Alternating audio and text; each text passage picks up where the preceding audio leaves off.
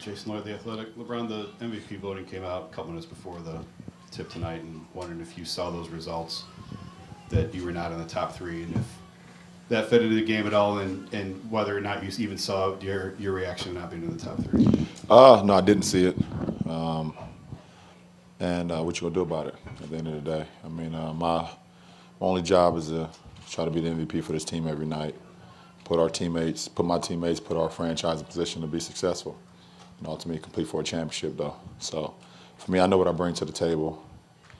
This league knows what I bring to the table. So, it's for you guys to write about. It's not for me to be concerned about it. Joe. Joe Varden, Cleveland.com. Before the playoffs, you said you thought that you had enough to win a championship this year. What are you seeing from your team now? 10 straight, and obviously tonight's game was what it was. Where do you see this team right now? We just want to try to get better. I also told you we had another level, and you looked at me crazy. I told you that. I believe we got another level as well. As well as we played tonight, there was still some things we could have did better. We had a few bad turnovers offensively that we could do better. We had a couple miscues defensively where we gave us some open looks. So we can just continue to we can get better, and that's a positive for our ball club. And it's no complacency with us right now. I mean, it shouldn't be. It's the postseason, but we like where we're headed, in the direction we're headed right now. Dave. David Brenneman, ESPN. LeBron, even before the series started, Brad Stevens said that he felt like the Cavs had a perfect roster. That was before you were up 28 in Game 1, before you're up 50 in Game 2. What do you feel about the roster composition and the pieces that you have and what you are potentially able to accomplish with them? Well, I mean, that's a huge compliment, but there's no such thing for us. We don't have a perfect roster. We don't have a perfect team, but we can make up for mistakes, and we can make up for maybe some deficiencies that we may have because we communicate, we fly around, and we sacrifice one another.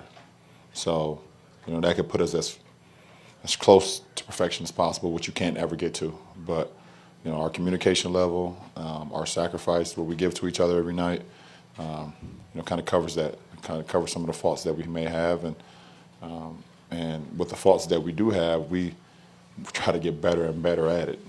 So we could be as great as we can be every single night. Middle right. You. Oh, sorry. Jake Fisher with Sports Illustrated. LeBron, he said this team had another level, but now you've won 13 straight games in the postseason. Is this the highest level that you've played offensively in your career? I don't know. I'm a guy who lives in the moment, and our team is in a great groove, and I'm happy to be a part of that groove. So, at the end of the day, we want to try to put ourselves in position to win every game. That's the goal. And can you do that? Sometimes you come out with an L, but it's how you learn from those experiences that's going to help you off the next time. So we are in a good groove as a team, and we want to try to continue that going home. Left side. LeBron, Tom Lydon, Boston 25 News to your left here. Isaiah sat out the second half. Brad told us before you came out here that he's been dealing with an injury since last week. Can you sense something physically different with him through these first two games? I don't pay attention to those things, to be honest. I only pay attention to what's going on with our guys and how we can put, a lot of pressure on the opposing team. From IT to the rest of those guys.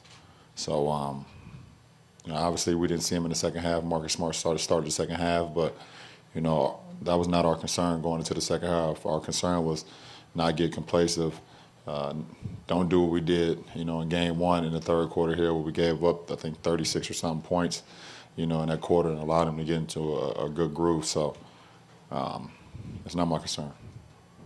Jared Weiss, CLNS Media Network. Do you feel like with your physical perimeter defense, you guys have kind of pushed them out of their comfortable game plan and kind of put their backs against the wall at this point? Well, they're going to make another adjustment, and we have to be ready for that going into Game 3. We're going to watch film tomorrow and see ways we can be better. We do have some great perimeter defenders that takes the challenge, but we also have great third-line defense as well, you know, with our front line who communicates, you know, pick-and-roll coverages or pin-down coverages or whatever coverages that's going on that allow the guards to get up into the ball or, you know, do what they need to do to be successful versus their guards. Bob Schramm, the Citizen. LeBron, Brad was saying one of the takeaways he took from the game was in the beginning of the fourth quarter, Kyle, a bunch of the veterans were out there, RJ, playing so professionally. Are you guys at a point where you're challenging each other, you know, excellent veterans, making each other better? Well, absolutely. We had a veteran ball club. We want, one of the oldest teams in the league, so we all push each other. We're here for one reason. When you sign up to be here, we're here to compete. We're here to sacrifice for one another. And if you're in garbage time or if you're in the crunch time, you need to be a professional. And you know, RJ's done that.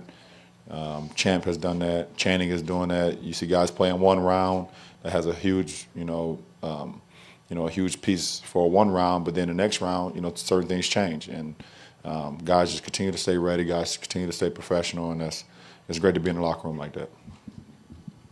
Anything else? Derek, thank you.